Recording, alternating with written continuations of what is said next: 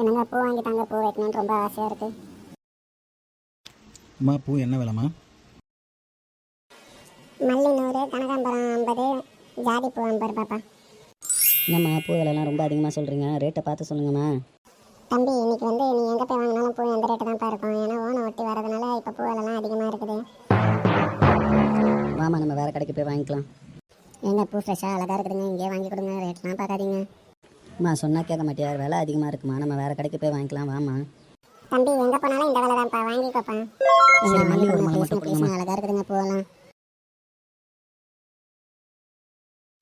இந்தாம்மா பூ தலையில் வச்சுக்கோ. நீங்களே எனக்கு வச்சு விடுங்களேன், ஆசையாக இருக்குது. ப்ளீஸுங்க, கோச்சிக்காமல் வச்சு விடுங்க. அழகா இருக்கு, ஆனால் விலைதாம்மா கொஞ்சம் அதிகம், பார்த்து வாங்கம்மா. சரிங்க வாங்க போகலாம்.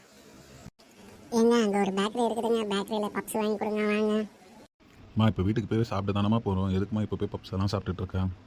ப்ளீஸுங்க ஆசையாக இருக்குதுங்க.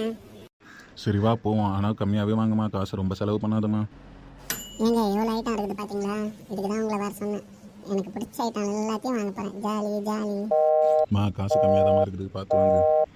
அதெல்லாம் இருக்குங்க, வாங்கி கொடுங்க. எனக்கு தானே தெரியும் காசுக்கு போகிற கஷ்டம். சரி வா. ஆள் யாரும் இல்லையா? வாங்க, என்ன வேணும்? அண்ணா, நீங்கள் பார்க்குறதுக்கு நம்ம ஒரு கார் மாதிரியே இருக்கீங்களே. நான் திருநெல்வேலி சைடுமா. சரியா போச்சு போங்க, நானும் திருநெல்வேலி சைடு தான். எனக்கு சாப்பிட 2 பப்ஸ் கொடுங்க. அப்புறம் என்னம்மா வேணும்? பால்கோவா ஒரு 1/4 kilo, Mysore pak 1/4 kilo, mixer ஒரு 1/4 கிலோ, பூந்தி ஒரு 1/4 கிலோ, இதெல்லாம் பார்சல் பண்ணுறேங்கண்ணா. அடி பாவி, காசு இல்லைன்னு இவ்வளோ பொருள் வாங்கிட்டு இருக்கேடி. உங்களுக்கு ஏதாவது வேணுமா சாப்பிட? நீ வாங்கினதை பார்த்து எனக்கு வயிறு ஃபுல் ஆகிடுச்சுன்னா எனக்கு எதுவும் வேணும். அப்போ சரிங்க. இந்தாம்மா நீ கேட்ட பார்சலு. கொடுங்கண்ணா. காசு மொத்தத்தில் ஒரு 500 ரூபாய் ஆச்சுமா. காசெல்லாம் நம்ம வீட்டுக்கார டிபார்ட்மெண்ட்ண்ணா, அவர் வந்து கொடுப்பாரு. என் கேரகம் இன்னைக்கு இவ கூட வந்து மாட்டிக்கிறேன். இந்தாங்கண்ணா காசு. திரும்பி வாங்க தம்பி கடைக்கு. எதுக்குடா என் சொத்தை எழுதி வாங்குறதுக்கா? சரி, போயிட்டு வரேன் என்னாச்சு. வா வீட்டுக்கு போகலாம்.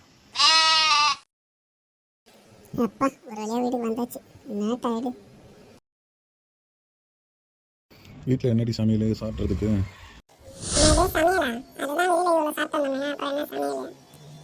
இப்போ எனக்கு என்னடி சாப்பாடு? நீ தானடி வெளியே சாப்பிட்டேன். இப்போ சாப்பாடு இருக்கா இல்லையா?